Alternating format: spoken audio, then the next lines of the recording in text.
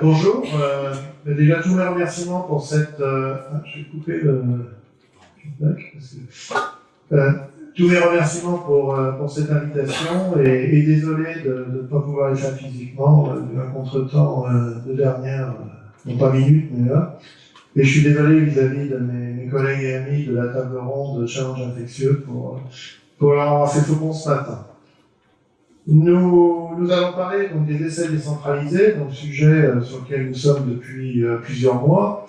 J'ai élargi un petit peu le champ de la présentation, à la fois sur le guide des activités au sein de l'Union européenne et de la France, et donc pour vous présenter les derniers développements et surtout les prochaines échéances et les prochains livrables.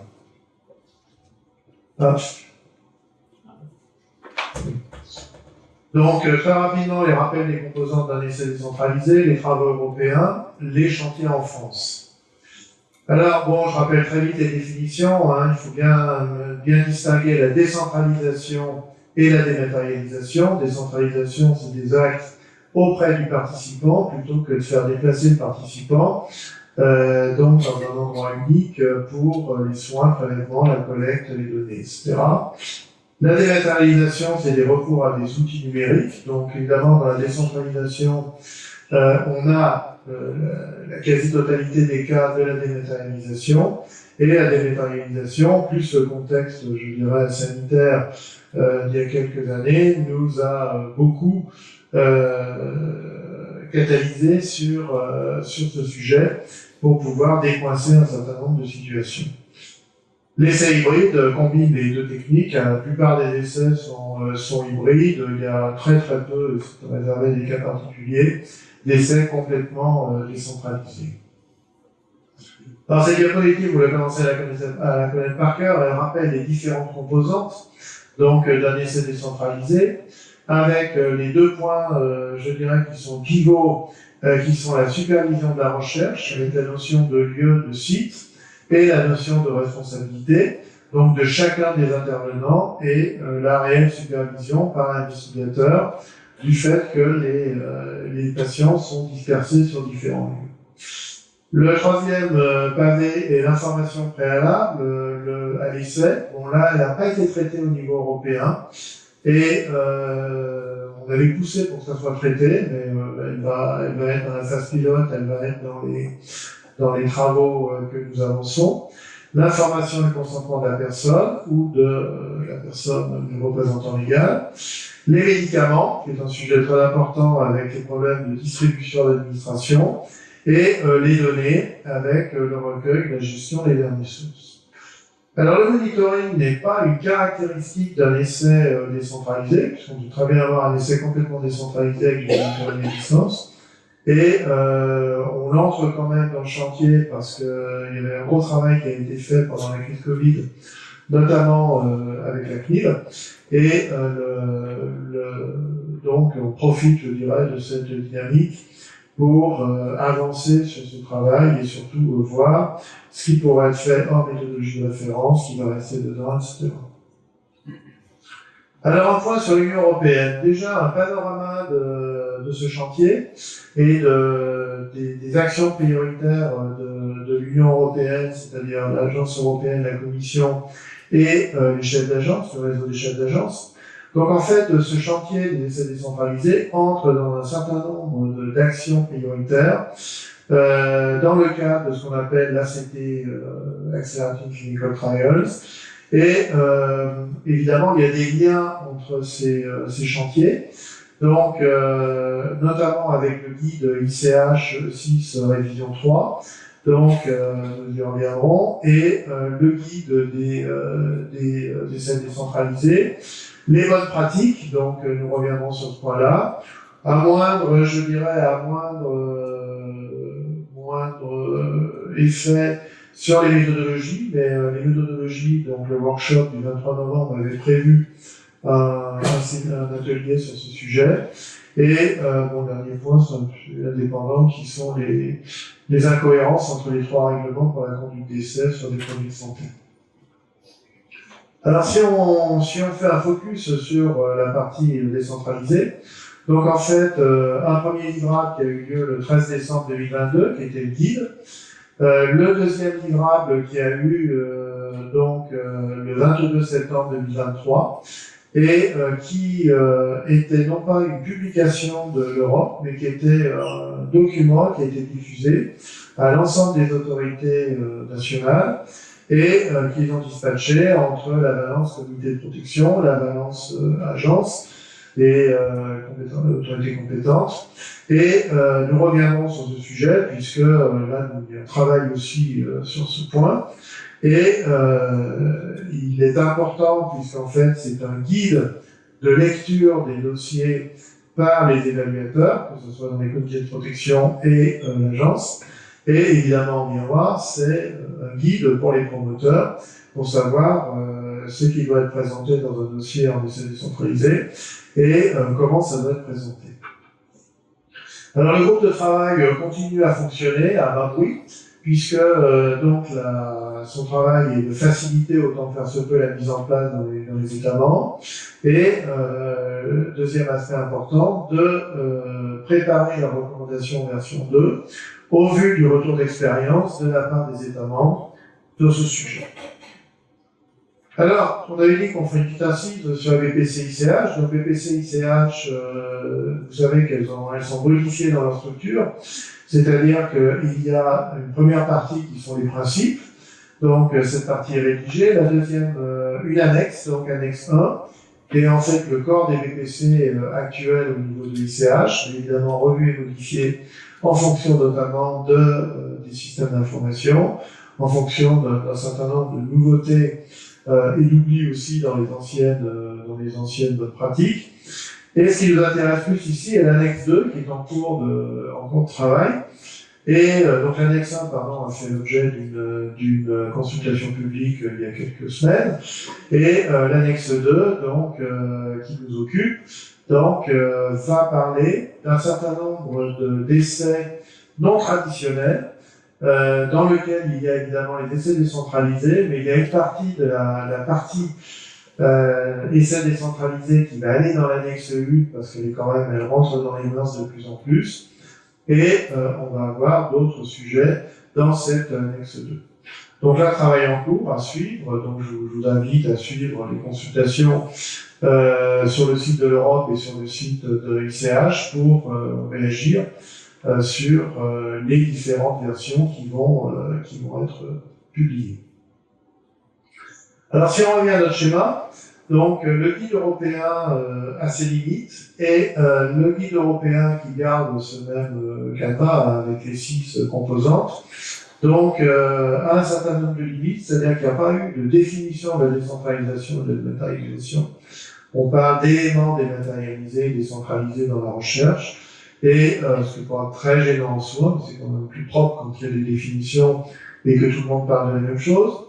Il n'y a pas de chapitre conception de la recherche, contrairement au texte nord-américain, donc la FDA, le CPI, et c'est quand même assez pratique puisque quand même la mise en place d'un essai décentralisé a une grosse partie évidemment dans le design, dans le design, et pour établir un certain nombre de dispositions qui seront mises en place dans l'ensemble de l'essai et déclinées après au niveau national. Il n'y a pas de disposition, j'en ai déjà parlé, sur le continuum annonce de l'essai, pré-inclusion, lorsque l'outil le permet. Alors là, les raisons qu'on accepte pas, j'étais un petit peu réservé, était qu'il n'y a pas vraiment de définition sur ce qui est la sélection de la personne, la présélection, la sélection, la pré-inclusion, etc. Et stricto sensu, et donc la Commission européenne ne voulait pas se lancer sur toute une sémantique préalable. Donc c'est des choses qu'on garde en mémoire. La France avait fait une proposition de texte qui était assez avancée, et donc on les garde évidemment pour les prochaines études. Pas de définition du site, donc ça évidemment c'est un vrai sujet, puisque c'est un des points les plus importants justement des travaux sur l'essai décentralisé. Est-ce que le domicile du patient est un lieu à part entière? Est-ce qu'il fait partie du lieu de la recherche de l'investigateur?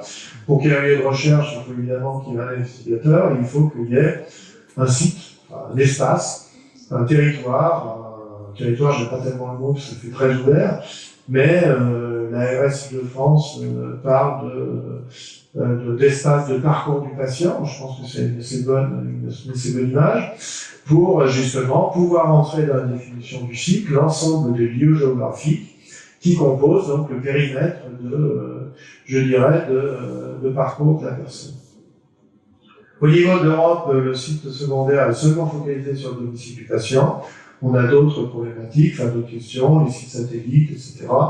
Donc, tous ces points seront abordés dans les travaux français. Pour le monitoring à distance, les dispositions sont moins précises que dans le guide européen du Covid. Donc, c'était un petit peu volontaire de la part de l'Europe, parce qu'ils ne voulaient pas entrer dans ce sujet-là, qui, encore une fois, ne caractérise pas un essai décentralisé. Alors, peut-être un focus sur les bonnes pratiques d'évaluation par les évaluateurs, donc autorité compétente et comité d'éthique, parce que là, pour le coup, ça n'a jamais été présenté publiquement, je dirais, et ça vaut le coup d'y passer un petit peu de temps, sans endormir tout le monde, je dirais, mais sur les grandes lignes.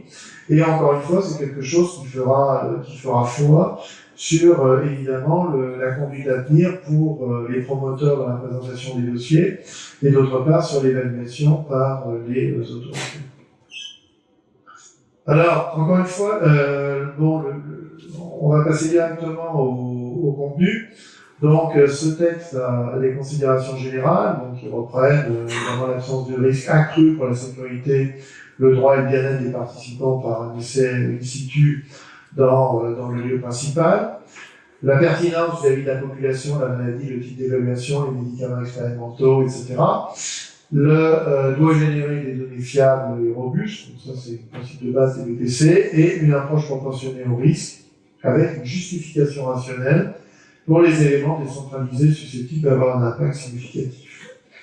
Alors pour les informations spécifiques, donc la lettre d'accompagnement doit fournir un résumé des éléments décentralisés, et s'il y a de nombreux éléments décentralisés, donc une liste descriptive est préférable plutôt que d'avoir un document peut-être moins lisible pour les évaluateurs.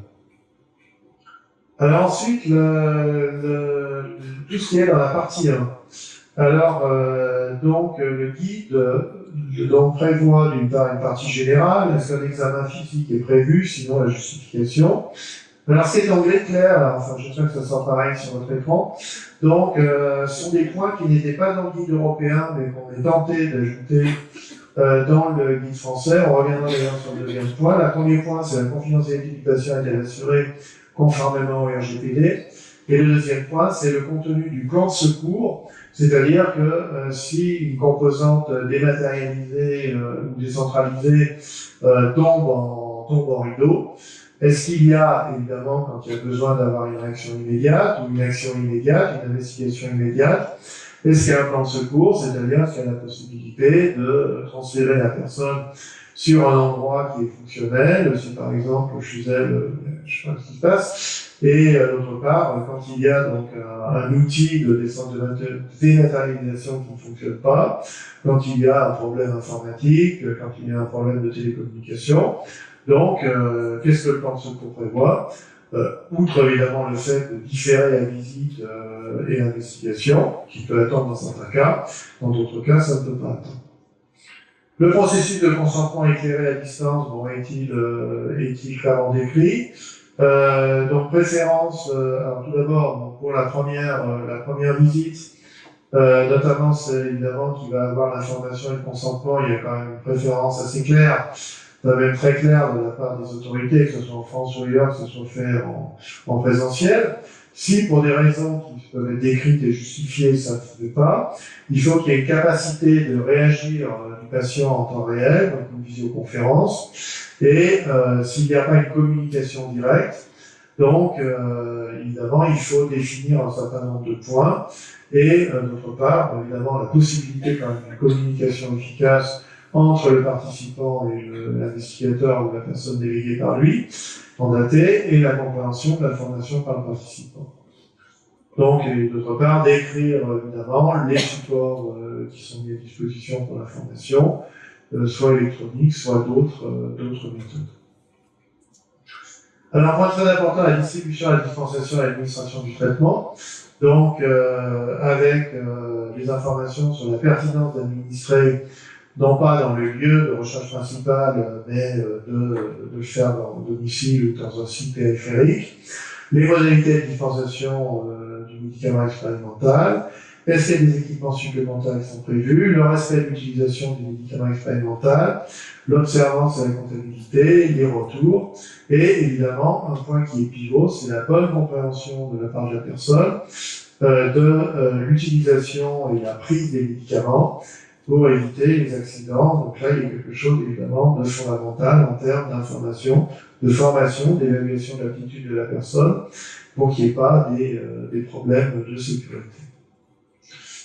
Ensuite, toutes les procédures réalisées à l'extérieur du lieu, donc les avantages potentiels, la description générale des tâches, les critères d'inclusion et de non-inclusion, est-ce que le patient est compatible avec l'investigation dans des lieux périphériques, l'adéquation évidemment du lieu périphérique, et un point évidemment concernant l'évaluation du critère principal hors du lieu, est-ce qu'il va être collecté de façon suffisamment fiable pour avoir un essai qui est donc utilisable en termes de bonne pratique. Alors pour la suite, évidemment, on a encore une fois les solutions alternatives si on a un problème de dysfonctionnement. Et d'autre part, des solutions alternatives si les personnes ne veulent pas utiliser leur propre appareil. Les circuits de communication, très important, l'information, la remontée d'informations, donc avec l'incitation très ferme à faire un diagramme des flux de données, donc quand est-ce que la donnée part, quand est-ce qu'elle arrive, où est-ce qu'elle arrive, comment elle est traitée, etc. Donc il y a vraiment un diagramme de présentation et qu'il n'y ait pas une information qui se bouteille à la mer et qui soit lancée, qui parte vers pas d'opérateur opérationnel disponible ou alors vers trop d'opérateurs, ce qui fait que du coup tout le monde pense que l'autre va gérer le signal et que le signal n'est pas géré.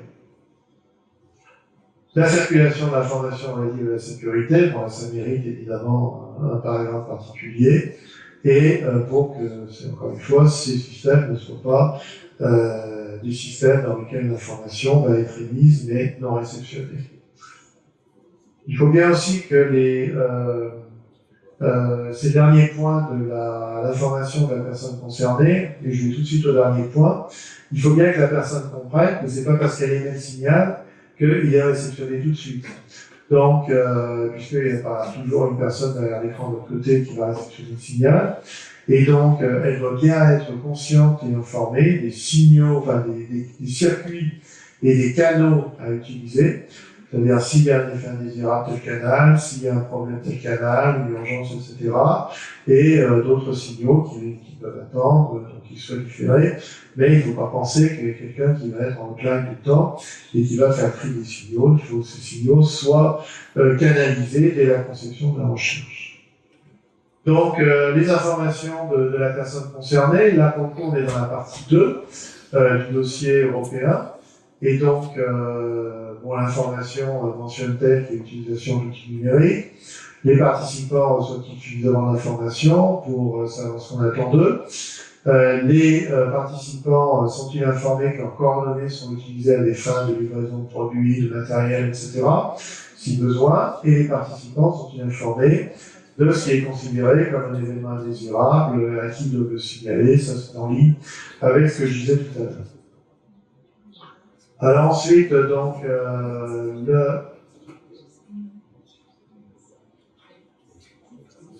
okay.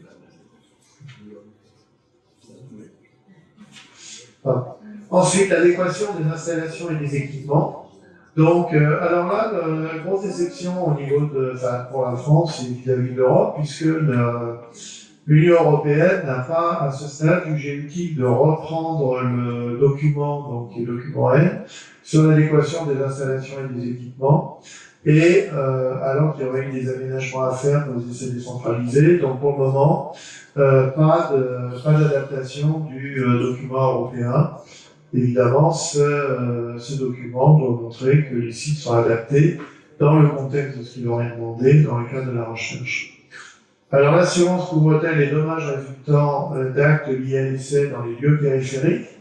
Donc en fait en France, l'assurance, par l'article de loi, précise que couvre tous les intervenants de la recherche.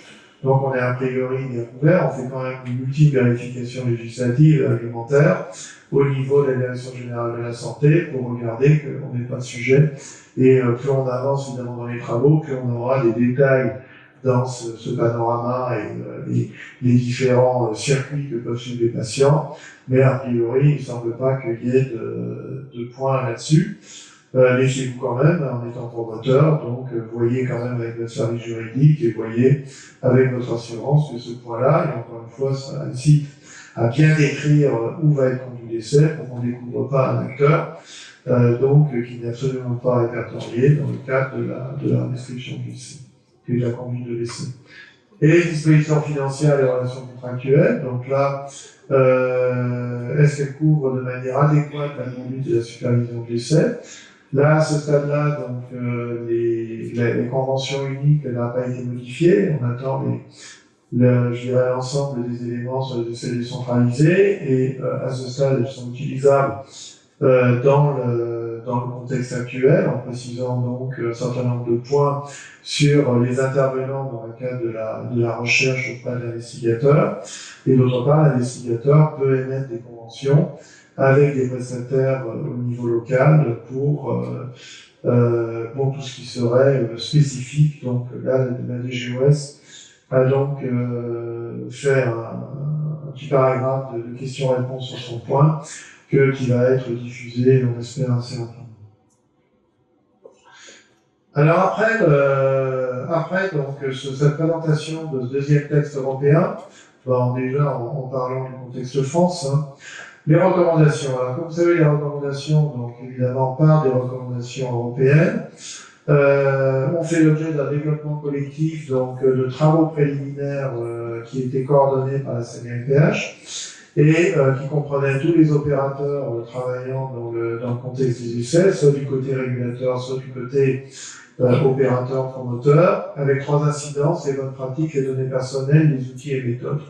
Donc là, vous avez un petit synoptique de tous les groupes de travail avec donc les pilotes, et ce travail s'est arrêté donc en début d'été 2023 et donc à la suite de ça, alors plusieurs éléments. Donc comme vous le savez, au 1er juillet 2023, la CNRIPH a changé de mandature puisque donc nous étions depuis 6 ans à la CNRIPH, que maintenant une nouvelle présidence a été nommée, et donc que la CNRIPH reprend un certain nombre de travaux, et donc se met dans les groupes de travail et réactive donc un certain nombre de travaux.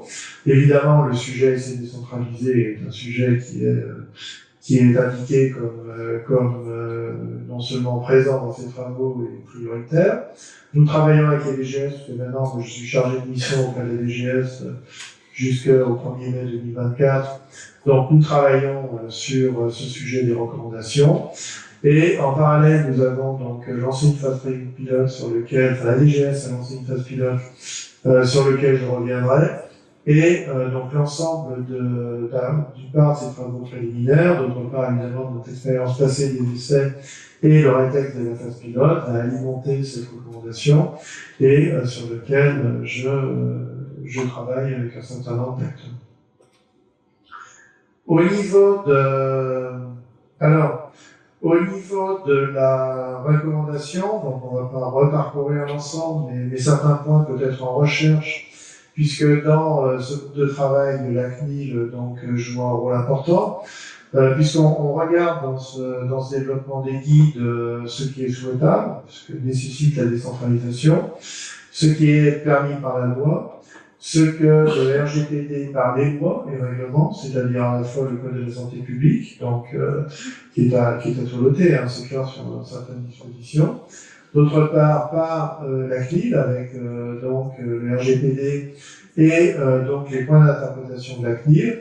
Et donc, par exemple, sur la conduite de l'investigation sur un lieu, la supervision, pour l'attention de la CNIL, mais qui est connue.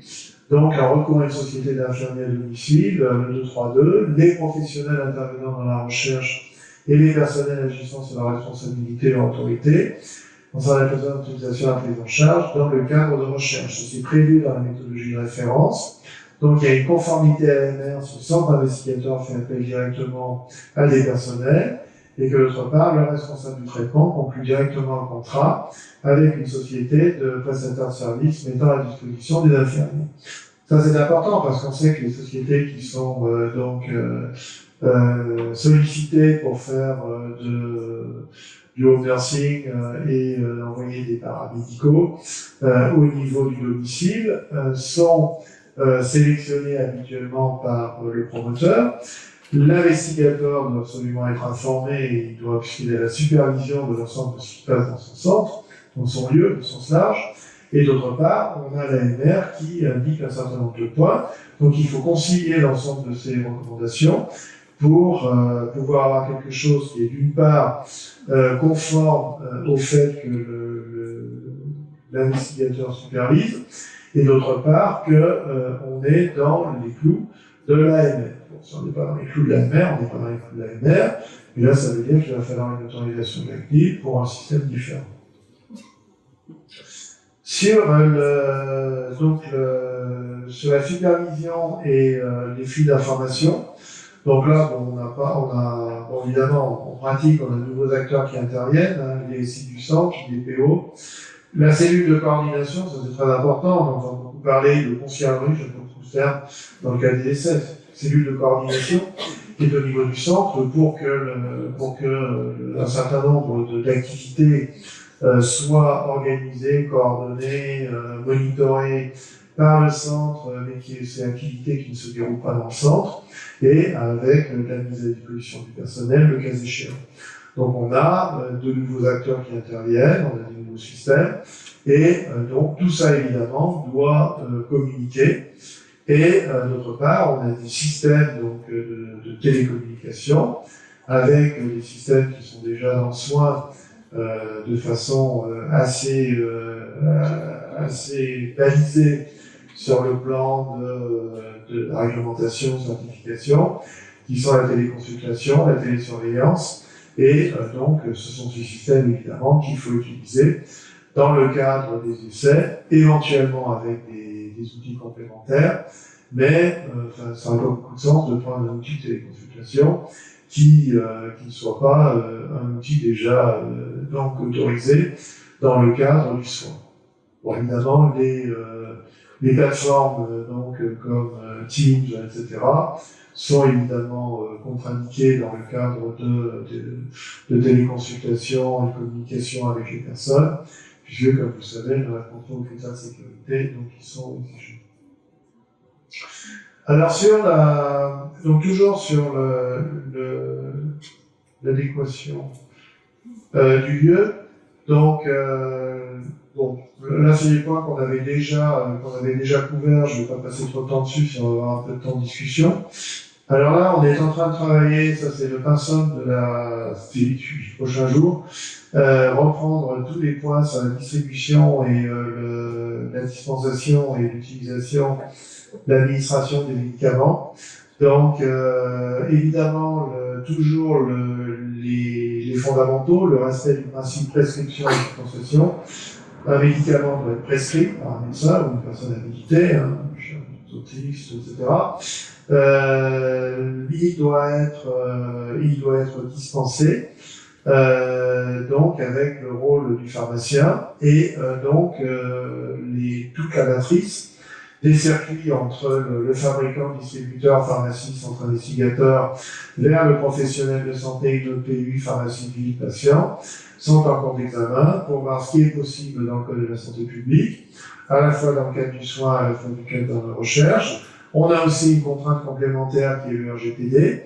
Encore une fois, les sous-traitants qui est juste pour le compte du responsable de traitement n'ayant pas la qualité de lieu de recherche peuvent être destinataires des données administratives d'identification des personnes, et notamment il y a les personnes en charge de la livraison, de la récupération et de domicile des produits. S'ils n'ont pas d'accès aux données de santé, enfin ça, je vous laisse découvrir, enfin pas découvrir, vous connaissez le 232.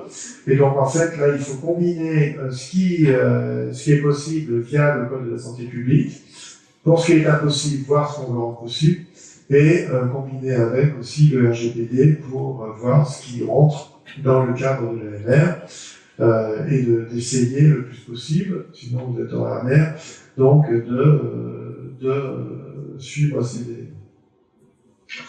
Alors après, comme j'ai dit, bon, téléconsultation, téléexpertise, donc signature électronique, ça j'en ai déjà parlé, avec donc messagerie sécurisée de santé, hébergeur de données de santé agréé, certifié en cas d'externalisation. C'est très fortement recommandé pour la recherche, pas complètement obligatoire, mais quand même très fortement recommandé. Signature électronique, donc on reviendra dessus, puisque la CNIL donc demande une signature électronique au moins du niveau des signatures électroniques avancées de règlement IDAS, et le consentement matérialisé par une action spécifique qui explicite, donc par exemple l'introduction du mot de passe de l'utilisateur. Pareil pour la téléconsultation, donc la CNIL a donc au fur et à mesure de son expérience dans les dossiers, donc émet un certain nombre de recommandations. Ces recommandations, dans le cadre de la phase pilote, sont évidemment discutées, présentées par la CNIL, et donc on espère tout avoir dans un document, voire deux documents, à la fois la recommandation et d'autre part un document fort en question, parce que la recommandation ne pourra pas couvrir tout dans un premier temps, mais elle sera enrichie par une forme de question. Le plan d'urgence, j'en ai déjà parlé, donc je ne vais pas m'appesantir dessus. Le recueil et la gestion des données, bon là, ça a déjà été présenté, donc on en a parlé un petit peu tout à l'heure.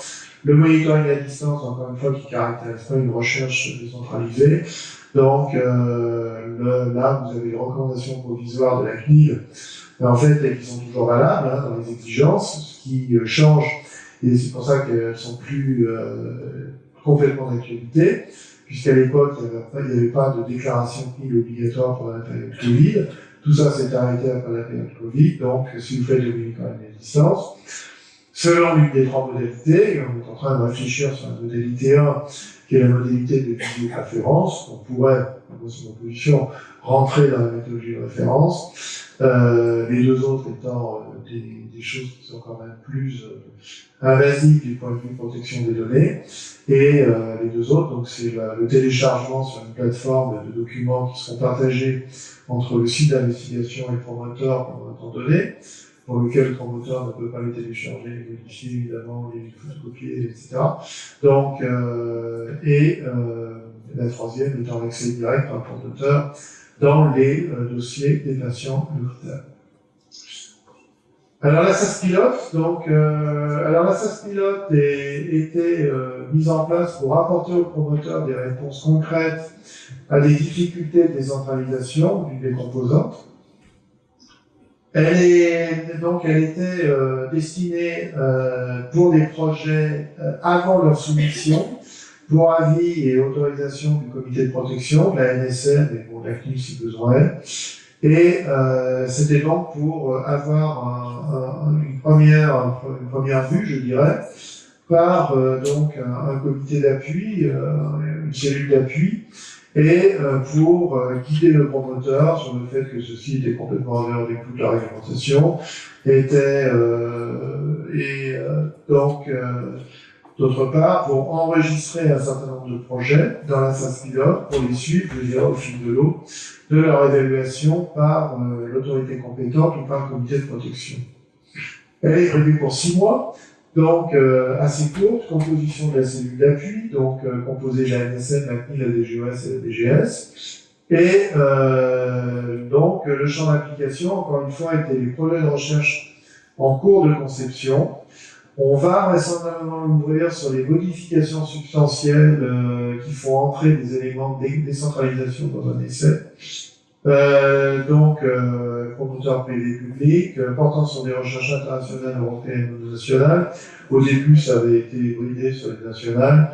mais ça a été ouvert, portant sur un médicament, également ADM, ou ADM libre, et hors première administration à l'homme, parce que c'est pas le meilleur endroit pour gérer ça, donc dans la recommandation, il y aura des éléments là-dessus. Et c'est clair que la première administration à l'homme est dans un site physique avec supervision très rapprochée, et en cours de conception, donc avant encore une fois la soumission aux autorités. Alors le promoteur doit donc sur ce site déposer une demande avec une question précise, une proposition de scénario, et donc il respecte un scénario qui respecte les recommandations relatives à la décentralisation, s'il concerne les essais cliniques de médicaments. Donc 20 projets seront sélectionnés. Pour le moment, on en a 2 qui ont été sélectionnés, validés par la cellule d'appui, et le promoteur attend une réponse dans les 15 jours. Alors, les critiques qu'on a eues sur cette phase pilote, c'est qu'elle est en amont de l'évaluation par CPP, autorité compétente. C'était des critiques auxquelles on pouvait s'attendre de toute façon. Donc, elle était dans un temps très court, et les promoteurs n'aiment pas attendre les 15 jours une fois que le projet est très avancé et vraiment prêt à être déposé. D'autre part, le deuxième point, c'est qu'elle n'était pas en connexion avec les comités de protection et la NSM, enfin avec les évaluateurs de la NSM est dans le comité de la cellule d'appui, et donc le positionnement de la phase pilote et de la cellule d'appui est un petit peu difficile, et ça nous permet d'avoir des cas concrets, d'avoir des retours d'expérience, et un positionnement sur lequel on travaille justement pour le rapprocher des opérateurs que sont les évaluateurs de la NSM, les évaluateurs des comités de protection. Il y a eu 2 réunions d'information qui ont été faites il y a une dizaine de jours, et la CNIL, elle, est dans le comité, ensuite chacune de ces entités, CPP, ANSM, CNIL, donc évidemment, fait son évaluation de façon indépendante sur le projet. Encore une fois, donc, cette phase pilote doit contribuer à la rédaction d'une foire en question et du guide, et bien sûr, ça alimente aussi les travaux de la CNIL. Alors, ça j'en ai un petit peu parlé, CPP évaluateur peut également saisir la cellule d'appui. Ça, oui, on a vraiment ouvert à ça. Une fois le projet déposé, soumis leur évaluation. Alors, les autres activités au niveau de la France, c'est l'information qui va être reprise. Donc, au niveau des promoteurs, des évaluateurs, du membre du GT8. Alors, GT8, c'était ce fameux groupe de travail qui a fait un énorme travail préparatoire, donc avec les trois sous-groupes. La transposition du guide de lecture pour les évaluateurs, les grands projets, et les formations. Voilà ce que je voulais vous présenter. Ça nous laisse 15 minutes pour la discussion.